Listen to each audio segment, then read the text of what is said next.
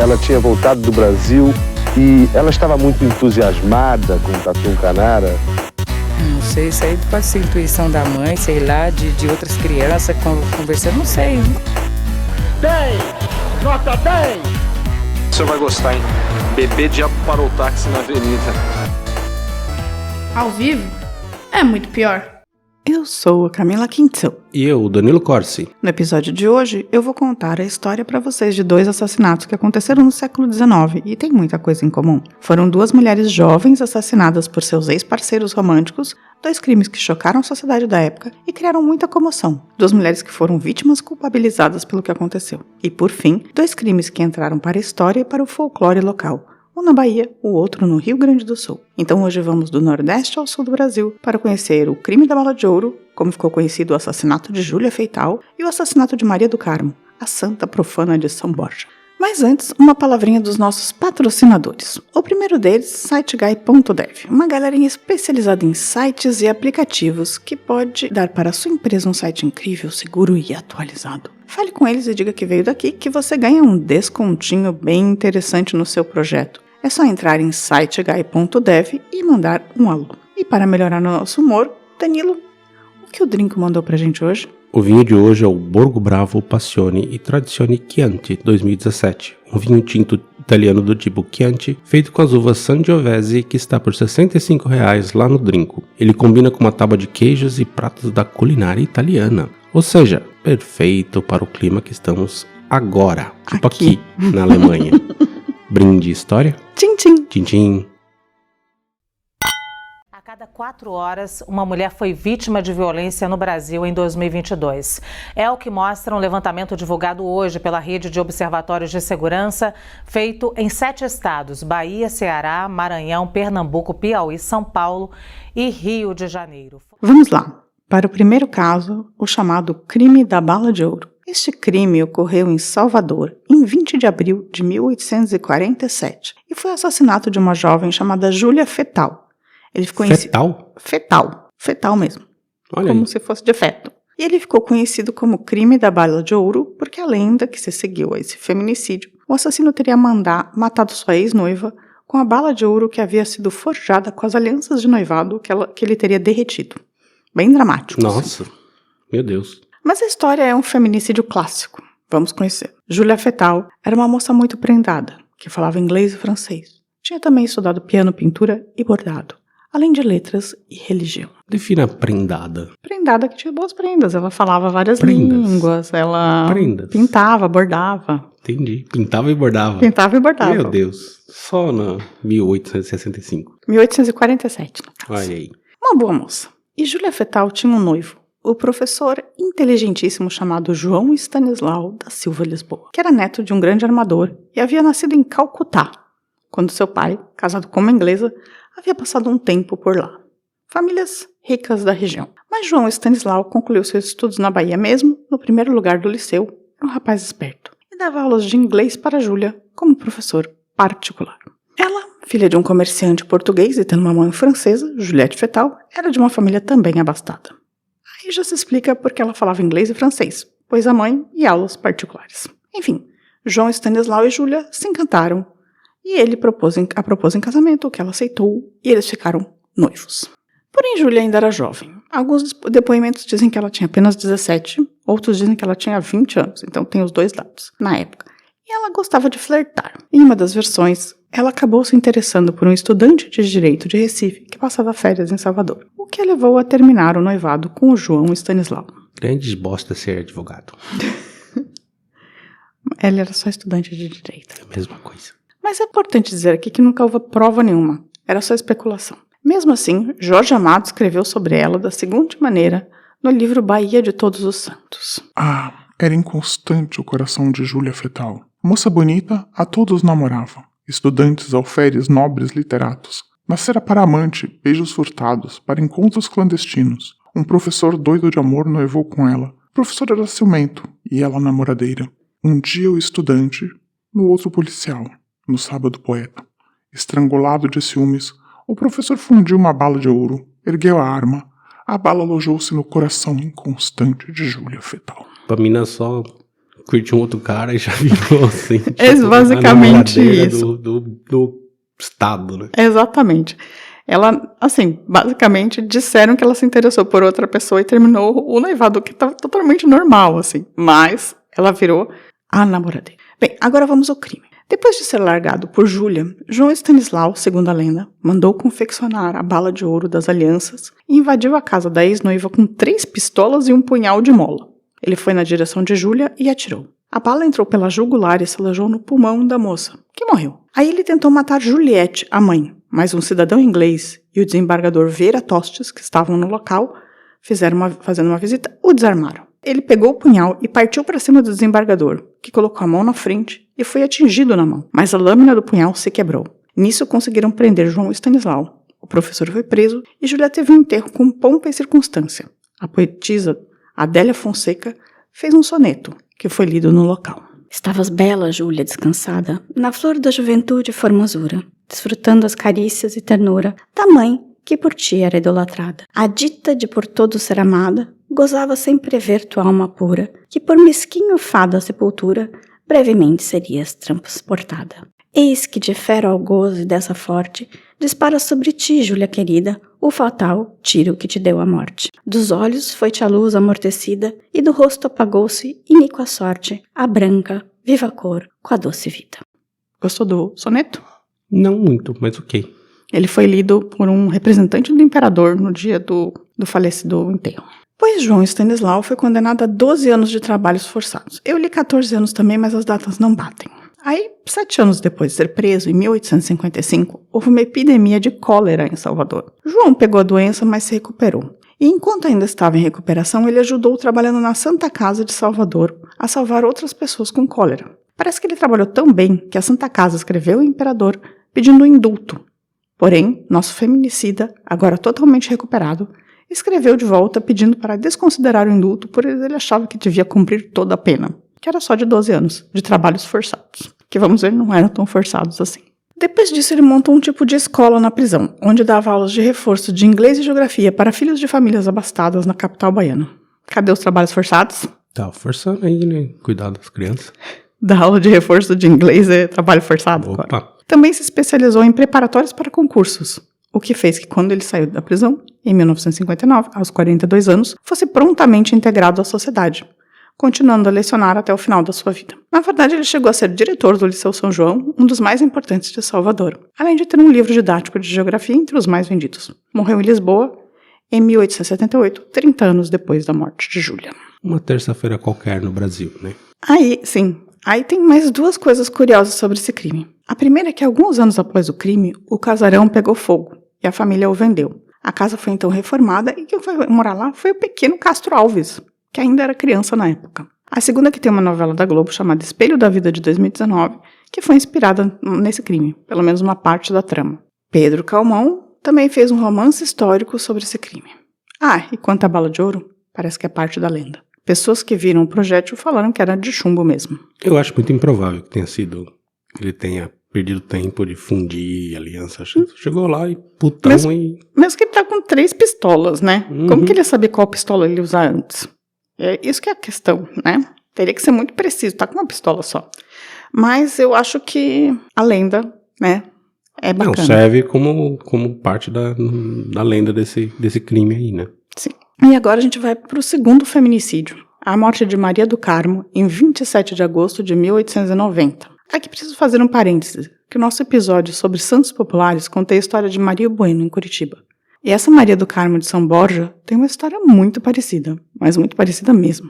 Maria do Carmo era originalmente de Bagé, e após a Guerra do Paraguai foi para São Borja. Ela era uma mulher à frente de seu tempo, e que não se importava com o que os outros diziam. Ela gostava de beber, de fumar e ir a bailes. Nos bailes ficava com vários homens, um por vez, né? E depois os dispensava. Tinha predileção por militares, o que já sabemos ser um erro, né, Maria? Enfim, um dia em um desses bailes, um dos seus ficantes, né, de seus ex-ficantes, loucos de ciúmes por vê-la falando com outra, a chamou para ficar com ele.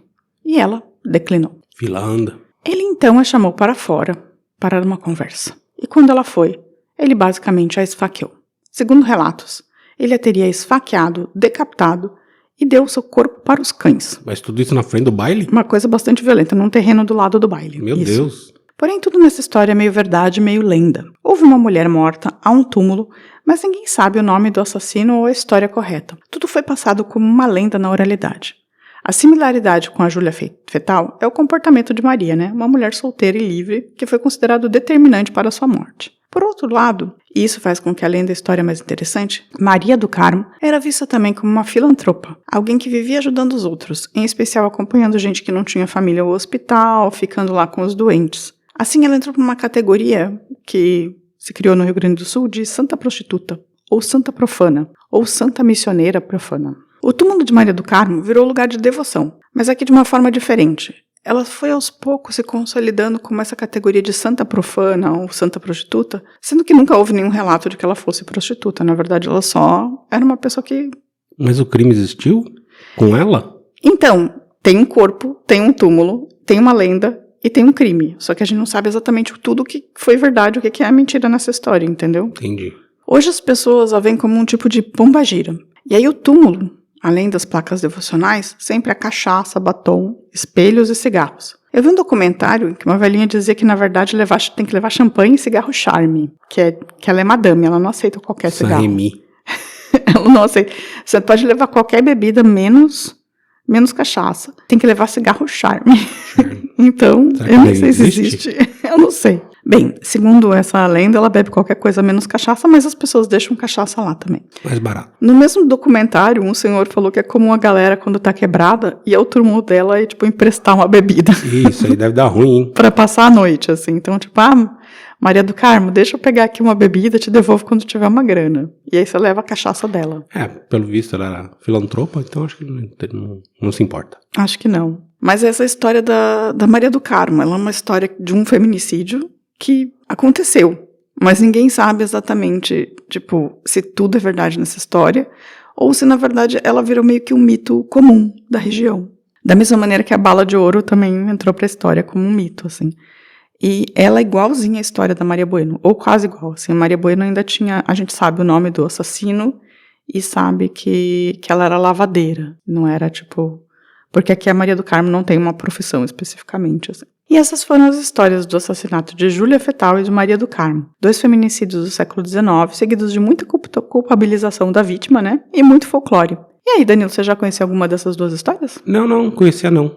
Mas dá pra saber que, assim, essa história de feminicídio no Brasil vem de longe, né? Bem de longe. Vem bem de longe, assim. Dá pra fazer um podcast interminável só contando essas histórias. Né? Só histórias de mulheres assassinadas. Eu ia contar só a história da bala de ouro, mas ela é muito curtinha, eu falei, eu vou colocar mais uma. E aí a minha decisão por colocar mais uma foi escolher uma outra que fosse do século XIX, que também tivesse essa mulher livre e tal, que fosse culpabilizada, sabe? Mas que fosse também um desses feminicídios padrão, assim, a mulher não quer ficar com o cara, e ele basicamente acha que ela é um bibelô dele e resolve matá-lo. Eu tava vendo as estatísticas, né? Em 2023 parece que aumentou bastante o índice de feminicídio, mas na verdade eu diria que tá sendo mais relatado, né? Não acho que tenha necessariamente aumentado. Eu acho que sim, sendo mais dito, assim, o que é um feminicídio, na verdade. Assim, muitos dos assassinatos que aconteciam, as pessoas não viravam notícia, né? Não viravam. Não viravam, e agora estão virando. E são crimes horríveis, assim, são todos estúpidos. É meio todo dia, passando um período no Brasil ali, nessas últimas 2 semanas, assim, quase todo dia tinha uma notícia de uma mulher sendo assassinada pelo ex-namorado, pelo não sei o quê. Isso é uma coisa que ou a gente começa a ensinar os nossos meninos de uma outra maneira, ou isso não vai parar de acontecer. Não, tem que mudar toda a forma de abordagem da criação masculina, né, desde criança. Sim, porque você não vê muita mulher matando o ex. É mais difícil. Em geral, são histórias melhores. Não, cite 5. Não tem. Você não consegue citar 5 casos de mulheres matando o ex. De renome, assim, não. Acho que não. Não de cabeça eu não saberia dizer. Então. Esse é o caso. E, em geral, quando a mulher mata o ex ou o marido, é porque ele tá abusando e agredindo e tal, e ela não consegue fugir daquela situação. É bem complicado isso mesmo, bem complicado. Mas, enfim, essa foi as histórias de hoje. Gostou? Fica a reflexão aí pra todos. Assim, dentro do gostar, gostei, mas assim, são histórias tristes pra caceta, né? Sim. A da Júlia Fetal tem um que a mais, porque ela tem todo um romantismo em volta, né? Essa coisa da bala de ouro, do professor, assim, ele faz uma novela mesmo. Mas é que, assim, o pessoal acabou fazendo esse folclore em cima, assim, baseado nessa coisa meio dramática, mas, assim, a história foi brutal.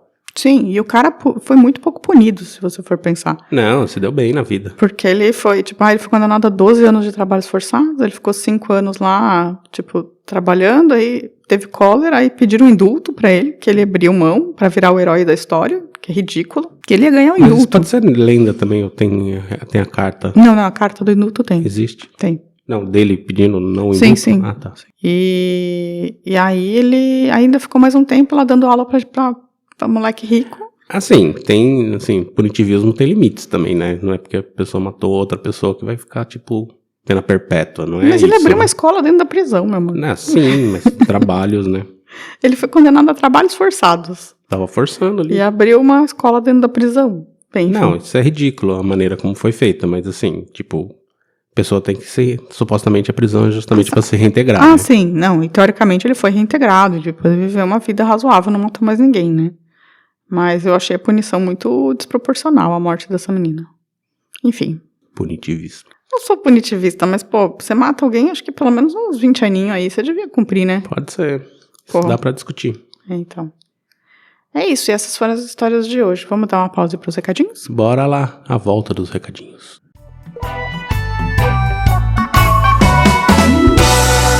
Recadinhos. Danilo Corsi, se alguém souber sobre o crime da bala de ouro, quiser falar se a bala é de ouro mesmo, provar que é a bala de ouro, como faz? Pode mandar um e-mail pra gente no contato@muitopior.com.br. Pode entrar no nosso site, né, muitopior.com.br, e deixar um recado lá, inclusive de áudio. Ou pode também nos procurar nas redes sociais. A gente tem o Instagram, a gente tem o Facebook, tem o X.